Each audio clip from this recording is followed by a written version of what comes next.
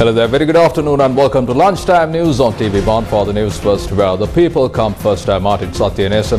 Let's start off with a look at your headlines for this afternoon. CEB purchases electricity from AS Power Mathura. Discussions underway to purchase electricity from AS Power Ambilipitia. 132,000 families facing clean drinking water crisis. MPs Nalin Bandara and Vasantha Yapa removed from Parliament chamber. Investigation underway after sea turtle carcasses wash up on Sri Lanka's western shores. Chandrayaan 3 landing, India's historic South Pole moon landing. On to those stories in detail. The Ceylon Electricity Board has purchased electricity from ACE Power Plant in Mathura, adding 23 megawatts of electricity to the national grid. The Ceylon Electricity Board said that an emergency power purchase was made in order to ensure an uninterrupted power supply to the southern province.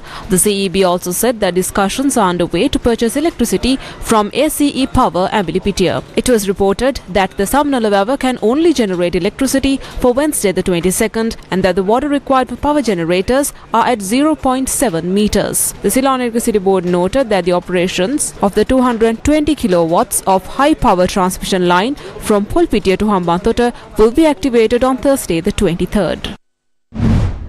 The supply of water to the rice fields cultivated using the water from the Udawala reservoir ceased on Tuesday the 22nd. Resident manager of Ambilipitia of the Mahavili Authority of Sri Lanka, Tilak Ranasinghe, said that water was released for around 70% of the rice fields in the area. However, he said that there are issues in providing water to the Mairupura, Angudukola Palasa and several other surrounding areas. The Agriculture and Agrarian Insurance Board said that about 47,000 acres of paddy fields cultivated in the Yala season have also been destroyed. It said that field officers are conducting inspections to assess the damages. 44 hectares of paddy fields belonging to the Mairupura Mahavili division of the Walava left bank were destroyed due to the lack of water. Farmers say that despite the release of water from the Kiri Bangara River, the paddy fields in the areas have not received water so far. The water crisis has also severely affected the people who cultivated other crops in the areas. The National Water Supply and Drainage Board said that it is facing issues in providing drinking water to 132,000 families due to arid weather conditions in the country. Tea planters in Valimada, Badulla are facing a crisis due to the drying up of the tea plants as a result of the dry weather conditions. Tea planters in the area claim that their produce had dropped significantly as a result of the situation.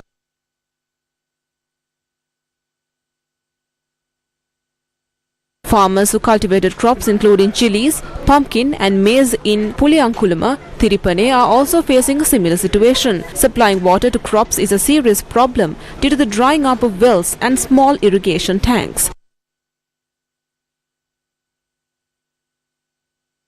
About 14,000 families are facing drinking water issues as the Kattakadua River in Ranna Hambantota had dried up. The National Water Supply and Drainage Board supplies water to the locals in the area by purifying the water from the Kattakadua River. The situation has worsened due to the drying up of the irrigation tank.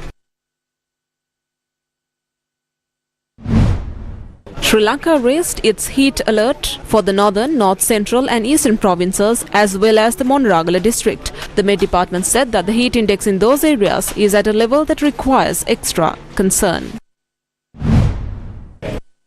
Approximately 5 acres of land adjacent to the Thabova Reserve in Karulgas River was reportedly set on fire by a group on Tuesday the 22nd night. Wildlife officials said that a large number of animals may have died due to the act of arson. It is reported that the blaze spread across a large area and it took over an hour to contain it.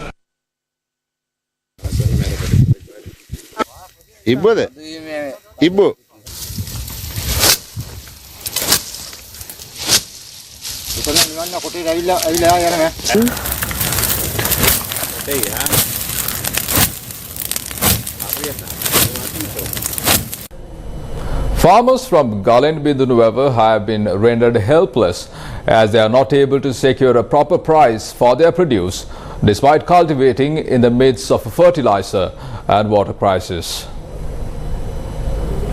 The reaping of the paddy harvest is currently underway in the Gatawal area in the Galenbidunbawa Divisional Secretariat in the Anuradhapura district. Farmers pointed out that the harvest had declined and they were not given a proper price for their produce. They request the authorities to provide a minimum of 130 to 140 rupees per kilogram of paddy. Sri Lanka's Parliament Speaker on Wednesday removed MPs Nalin Bandara and Vasantayapa Bandara from the chamber for continuously causing disturbances to the proceedings of the Parliament. Parliament sessions were also adjourned for around 10 minutes due to the heated exchanges that took place. A heated exchange broke out in the Sri Lankan Parliament on Wednesday, the 22nd, based on a question posed by MP Nalin Bandara to the Prime Minister. The Pradeshya Sabha is a public institution. Political parties cannot call for a public day within those institutions. However, State Minister Shanta Bandara on the 21st of August held a public day at the Bingiriya Pradeshya Sabha. On the 20th of August, a public day took place at the Naramala Pradeshya Sabha. Around 150 people attended the SLPP Bandamandala meeting in Bingiriya. The Pradeshya Sabha is located right next to the meeting location. The tea party took place within the Pradeshya Sabha premises.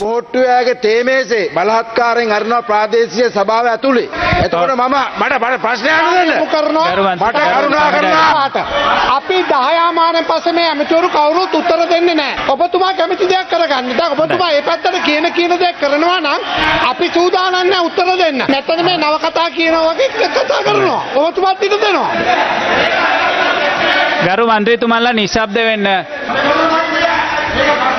ඊළඟ business කමිටියේදී මේ ගැන අවධානය යොමු කළා තීරණයක් අරගෙන සභාවට දැනුම් දෙන්න කියලා මම අපේ කතානායකතුමාට දන්වා සිටිනවා. හරි ඔබතුමා ප්‍රශ්න අහන්න. කෙටියෙන්ම අහන්න. එතකොට ගරු Parliamentarian Govinda Kumaratunga commented on the infamous central bank treasury bond scam in Parliament on Tuesday. අපි දන්නවා In 2015, massive financial fraud took place at the Central Bank of Sri Lanka, and the Prime Minister at that time was the sitting President Ranil Wickremesinghe. During the Central Bank Treasury bond scam, the Governor of the Central Bank was Arjuna Mahendran, a citizen of Singapore. As he was a foreign national, many factions opposed his appointment and questioned the legality of it. It was then Prime Minister Ranil Wickremesinghe who appeared for Arjuna Mahendran and then Central Bank Governor. We believe that the investigation into the Central Bank Treasury bond scam did not reach a conclusion as Arjuna Mahendran left for Singapore, and since he is Singapore's citizen, it is not possible to get him back to Sri Lanka. During the overseas visit, the President spoke of a corruption-free tomorrow. However, it was during his administration that the largest financial crime took place. We believe he would make the necessary arrangements to hand over Arjuna Mahendran to the law enforcement agencies in Sri Lanka from Singapore. Dr. G. Vijay Surya, Sri Lanka's Deputy Director General of Health Services, revealed an outbreak of a disease among inmates at the Galle prison. He said all necessary measures have been taken to prevent the spread of the disease. An outbreak of a disease resulted in the deaths of 2 inmates at Galle prison recently. Dr. G. Vijay Surya, Sri Lanka's Deputy Director General of Health Services, said that another 7 inmates were moved to the Karapitiya Teaching Hospital for treatment, and 2 of them were discharged. Authorities have taken measures to test the inmates who were released from prison and all those with whom they had contact. The Prisons Department said that inmates directed to the Galle prison by the court will be moved to the Agunukola Palace prison as a precautionary measure. The prison spokesperson said that judicial matters will take place via video conference technology, and the moving of prisoners out of the prison was suspended for a period of 2 weeks. There have been no reported cases outside the prison premises. According to medical science, it takes 2 to 10 days for symptoms to appear after the virus enters the body. We should remain vigilant and continue treatment for 10 days since the identification of the most recent patient. The situation is under control. We are not seeing any new cases being reported. We do not see this spreading in the community. The public should not panic. සමාජයේ මේ රෝගී තත්ත්වය පැතිරෙන බවක් අපිට පේන්නේ නැහැ. ඒ නිසා ජනතාව අනිසි බියක් ඇති කරගatiya යුතු නැහැ. The Department of Wildlife Conservation said that an investigation is underway after sea turtle carcasses washed up on Sri Lanka's western coast. Sri Lankan authorities said that the carcasses of around 10 sea turtles washed up on the coastal belt between Vallavatta and Golface. The Director General of the Department of Wildlife Conservation said that facts were presented to the courts as well. On Tuesday, the Fourth Magistrate ordered the Department of Wildlife Conservation to conduct a post-mortem into the deaths of the sea turtles and provide a report. The National Aquatic Resources Research and Development Agency revealed that 10 sea turtles belonging to the same species were found dead on Sri Lankan shores. NARA said that water samples from the sea area will be obtained for inspection.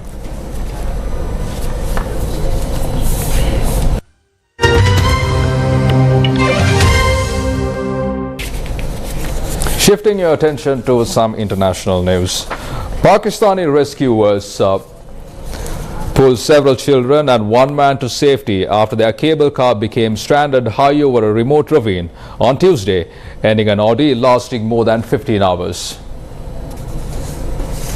The high-risk operation in the north of Pakistan was completed in the darkness of night after the cable car snagged early in the morning, leaving it hanging precariously at an angle all day. A military helicopter rescue operation was called off as night fell after 2 children had been pulled to safety. Floodlights were installed and a ground-based rescue continued. Before the helicopter rescue was called off, TV footage showed one child being lifted off the cable car in a harness, swinging side to side before being lowered to the ground. A security source said that cable crossing experts had been trying to rescue the children one by transferring them onto a small platform along the cable.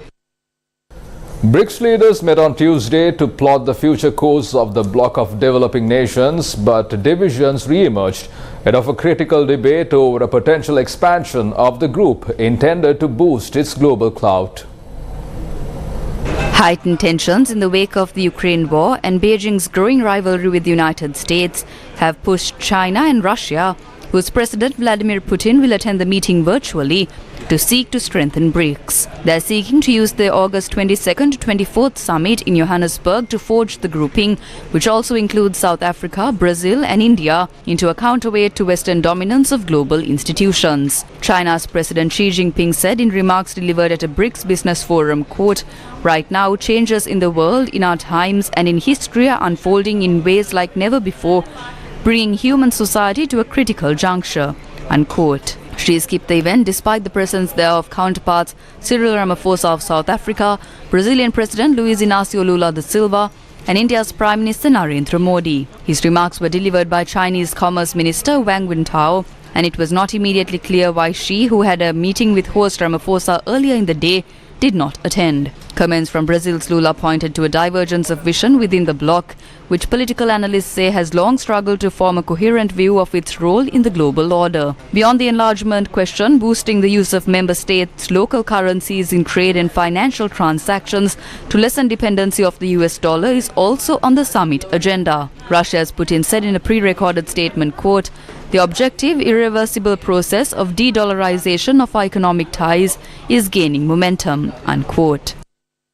University Hospital General Sir John Kotalawala Defence University successfully completed the recognition level accreditation by the Australian Council of Healthcare Standards International, marking a remarkable milestone in the state health sector. University Hospital General Sir John Kotalawala Defence University is Sri Lanka's first state hospital to be recognised by Australian Council of Healthcare Standards International, and most prominently the only Sri Lankan hospital to be accredited under the latest edition of the ACHSI Evaluation and Quality Improvement Programme. The achievement of gaining an accreditation during a national crisis reaffirms the University Hospital General Sir John Kotalawala Defence University commitment in upholding high standards in patient care, safety and risk management. In more international news, India is eagerly waiting for Chandrayaan-3's much anticipated landing on the moon on Wednesday. The lunar mission is expected to propel India as a global leader in space technology and inspire millions of children to take up science, physics and astronomy as their area of pursuit.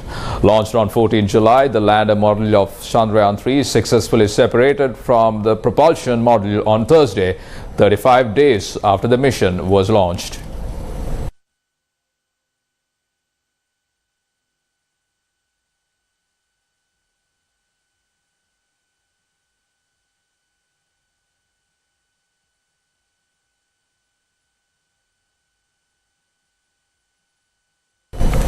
The second leg of the LOLC Devisavya program got underway centering the Giriyul education zone in the Kurunegala district. The LOLC Devisavya program is taking place to support the Sri Lankan student population, and the second leg of the program aims to provide school books and stationery free for 1 year for government schools with less than 100 students. This worthy initiative is a collaboration between the LOLC group and the Ministry of Education. School supplies were distributed among students of 28 schools in the Giriyul education zone at the Zonal Education Office. The LOLC Devisavya program will continue to support the future of the Sri Lankan student population.